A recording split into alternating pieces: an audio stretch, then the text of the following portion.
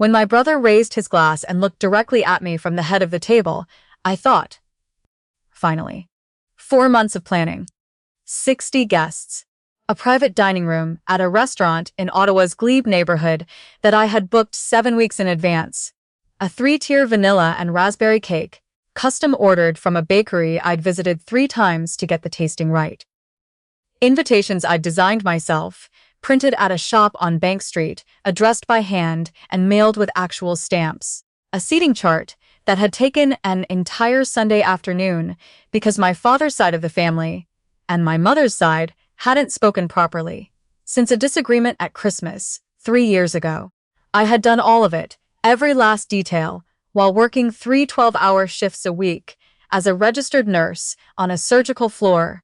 My brother, Garrett, had contributed exactly 2 things to his own 40th birthday dinner. He had approved the guest list, and he had chosen the restaurant. So when he raised his glass and looked straight at me, I smiled. "To my 40th year," he said, turning back to the room. "And to everyone who helped make tonight possible." He thanked his wife by name. He thanked his golf buddy, who had flown in from Calgary. He thanked his manager from the Crown Corporation where he worked, who was seated near the window with his wife. He went on for 4 minutes. I know because I watched the clock on the wall behind his left ear. He mentioned his wife twice. He mentioned his golf buddy twice. He never said my name once.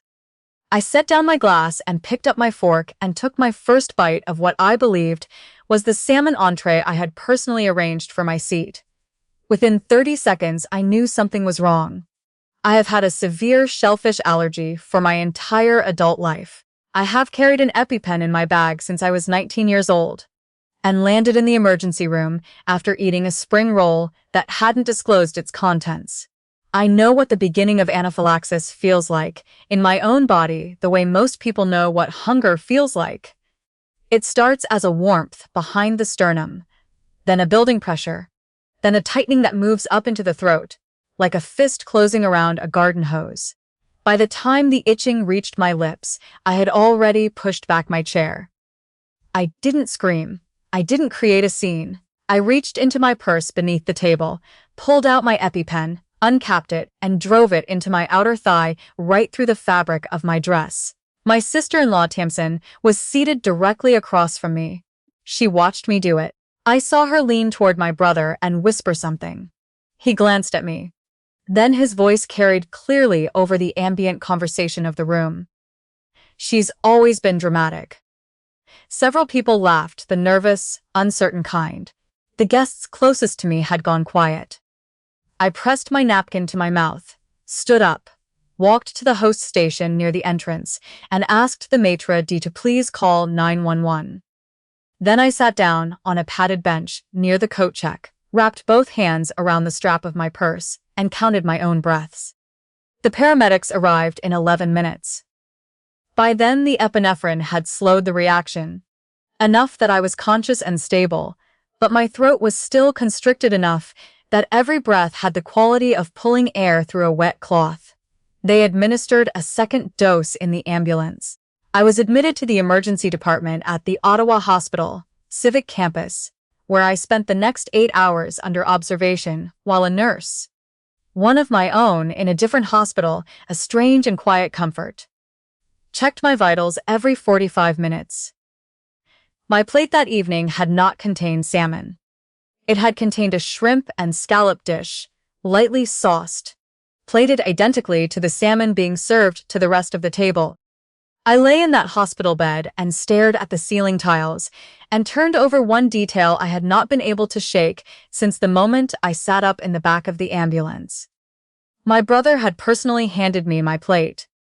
He had reached across the table, set it in front of me himself, and said, "Here, I grabbed yours from the server. Didn't want it to get cold." He had even smiled when he said it. A warm, brotherly smile. Let me back up, because this night did not happen in a vacuum. Nothing in my family ever does. I am 34 years old. I grew up in Canada, on the western edge of Ottawa, the younger of 2 children in a household that operated according to a very clear internal hierarchy. My brother is 4 years older than me, and from the time we were small, the rules were genuinely different for each of us. When he failed his grade 10 math course, my parents hired a tutor and told him everyone struggles sometimes. When I failed a chemistry quiz in grade 11 and cried at the kitchen table about it, my mother told me to stop being sensitive and work harder. When my brother dropped out of his first year at Carleton, spent 14 months finding himself across Southeast Asia on his parents' credit card, and came back with a sunburn and a new philosophy about priorities, nobody said much of anything. When I needed a cosigner for my nursing school student loan at 22, my father told me I should learn to be self-sufficient. I don't tell you this to ask for sympathy. I tell you this so you understand that by the time I was an adult, I had already spent a very long time understanding that certain arrangements in our family were simply the way things were. My brother was the one who's shown I was the capable one, and in families like mine, that word is not a compliment. It is a job description. When Garrett announced at a Sunday dinner in early spring that he wanted to throw himself a 40th birthday party, something proper, with a real dinner, somewhere nice, the conversation went exactly as I had known it would. He described the vision expansively. My parents said it sounded wonderful. Everyone looked at me.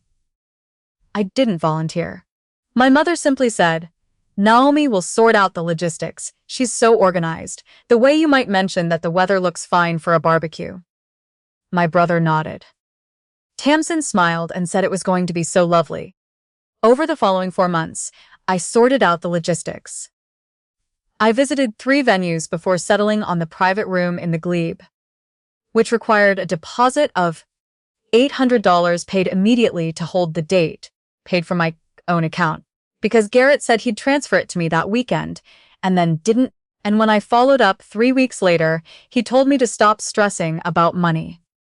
I coordinated a 3-course menu with the restaurant's events coordinator, a patient and thorough woman who went out of her way to be helpful. I was explicit with her, both in the initial phone call and in the follow-up email about my shellfish allergy. In writing, my assigned seat should receive the salmon entree. No shellfish at my place setting under any circumstances. She confirmed it. I have that email. I ordered the custom cake, $340 from a bakery on Elgin Street, and visited them twice to approve the design and the flavor profile. I created an invitation in 2 formats, one for mailing and one for digital distribution, because several of Garrett's colleagues preferred email. I built a shared spreadsheet for RSVPs and dietary restrictions and updated it every few days as responses came in. I managed 4 separate family members with their own requirements: 1 vegetarian aunt, 1 uncle who keeps kosher, 2 cousins with nut allergies. I arranged for the florist. I corresponded with the restaurant about table configuration. I confirmed the booking 3 times. I did all of this while picking up overtime shifts at the hospital, because by August my brother still had not reimbursed the deposit, and I had floated another $1,500 in expenses by then. The cake, the printing, the flowers, incidentals. And I was beginning to feel the pressure of it in the particular quiet way you feel financial stress when you're too tired to address it directly. Whenever I brought it up, Garrett told me he'd sort it out after the party. I kept a running total in a notes app on my phone. By the night of the dinner, the figure was $2,340. I was never paid back. The night of the dinner, I arrived 45 minutes before guests were scheduled. The room was set exactly as I'd arranged. The centerpieces were perfect, low enough to allow conversation across the table which I'd specified. The printed menus were standing in their holders at each place setting. The lighting was warm, and the room smelled faintly of the white roses on the tables. I stood in the doorway for a moment and felt, despite everything, a small and genuine satisfaction at having done the thing well. Garrett arrived 8 minutes before guests.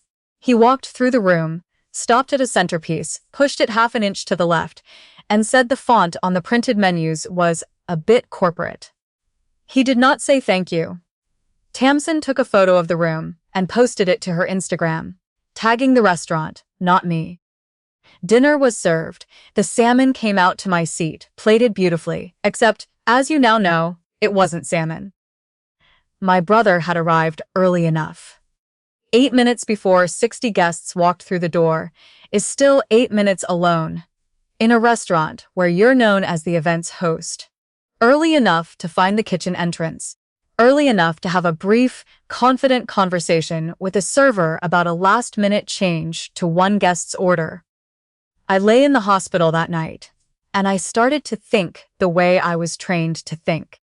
I'm a nurse. My work for 12 years has been built on careful observation, precise documentation, and an honest reading of cause and effect. I don't reach conclusions ahead of evidence. I follow what I can verify. And as I turned the evening over in my mind in that hospital bed, the verified facts arranged themselves into a shape I found very difficult to explain any other way. Garrett had known about my allergies since we were teenagers. I know this because when I was 16, he had found it funny. He told me so, laughing, to put a small piece of shrimp inside a sandwich he made for me, to see what would happen. My mother had told him off. She had also told me, privately, that I needed to stop being so anxious about food, that I was turning a small thing into a big deal. I had carried an EpiPen everywhere ever since. He had personally placed my plate in front of me and told me he'd grabbed it from the server so it wouldn't go cold. He had told 60 people I was being dramatic before I had left the room. I called the restaurant from my hospital room at 11:40 that night. I asked to speak to the events coordinator I'd worked with for 4 months. I told her, calmly, what had happened. I asked whether the restaurant's kitchen or service areas had security cameras. She paused for a long moment. Then she said yes. 2 officers from the Ottawa Police Service arrived at my hospital room the following morning to take my statement. The hospital had filed a mandatory report. In Ontario, any emergency presentation involving suspected deliberate contamination resulting in a serious medical event triggers an automatic reporting obligation. The officers were thorough and professional. I gave them the full account. The allergy, the email confirming the correct menu for my seat, the plate swap, my brother's comment to the table. I showed them the email chain on my phone. They requested the security footage from the restaurant. The kitchen camera had captured this. 41 minutes before dinner, service began. My brother entered the kitchen through the service door. He told a server that his sister had changed her dietary preference and would now prefer the shellfish dish. The server, who's had no reason to question a confident guest walking through a service entrance he had no business being in, plated the shrimp and scallop course and set it aside for delivery to seat number 11. My brother confirmed the seat number. Then he left the kitchen. The timestamp on that footage was clear. His face was clear. The server later confirmed the interaction in a statement to police. My phone started ringing that afternoon. My mother first, 4 times. My father twice. Then Tamsin, who didn't call but sent a text that read, "I really hope you're not planning to make this into something." Then my brother called. I let it go to voicemail. His message was 2 minutes and 14 seconds long. He said it had been a miscommunication. He said the server must have misunderstood him. He had only been trying to be helpful. He said he would never intentionally hurt me, that I knew him better than this, and that if I had any care at all for our family, I would let the matter go before I blew it into something it wasn't. His voice was steady and measured the entire time. He sounded exactly the way he always sounds when he is managing a situation. Like someone who has never once, in his adult life, faced a consequence he couldn't reason his way out of. I didn't call him back. I called my lawyer. She specializes in personal injury and civil litigation. She reviewed the security footage that same week and was direct with me. What the recording showed constituted criminal negligence causing bodily harm under Section 221 of the Criminal Code of Canada. The evidence was unusually clear.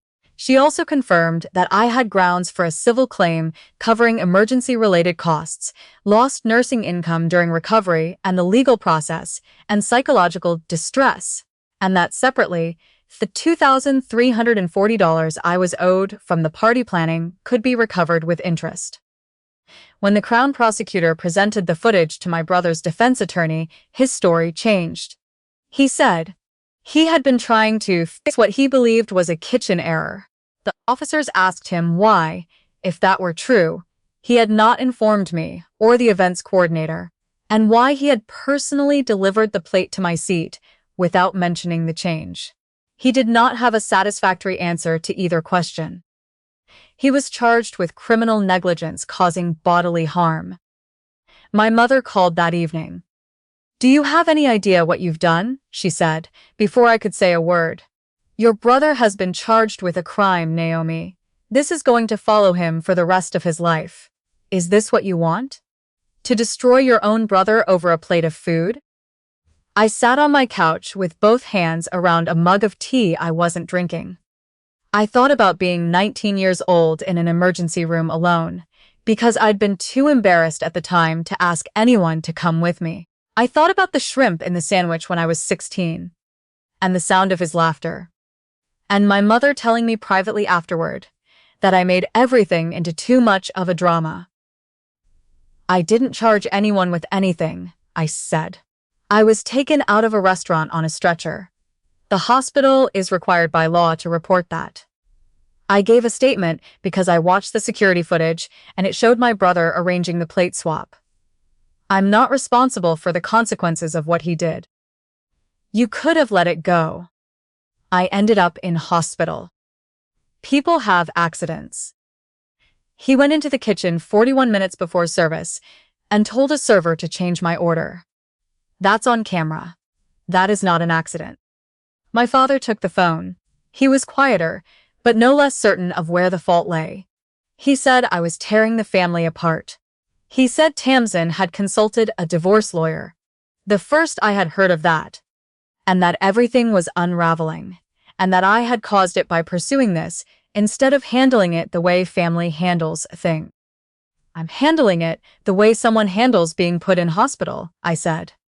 "If the family is unraveling, talk to Garrett about why." I hung up. I want to be honest about what that felt like, because I think people sometimes imagine that doing the right thing feels like clarity and relief in the moment. Sometimes it does. That night it felt like standing in a room after someone has removed all the furniture, registering only the empty spaces where things used to be. Estrangement from family, even a family that has treated you as an afterthought for 30 years, is not a victory. It is a loss that arrives quietly, without ceremony, and sits with you in ways you don't fully predict. But I kept going, because I had already tried the alternative, and the alternative had put me on a stretcher. The criminal matter moved forward over the following months. My brother's defense initially argued there had been no intent, that the event was a tragic misunderstanding by a concerned brother. The kitchen camera, the server's statement, the timestamp, the specific instruction about seat number 11, and the subsequent act of personally delivering that plate to me at the table made that argument very difficult to sustain in front of a judge. My brother accepted a plea agreement. He was sentenced to 18 months of probation, 200 hours of community service, mandatory participation in an anger management program, and a no-contact order for the duration of his probation. 3 weeks after the charges were laid, he and Tamsin separated.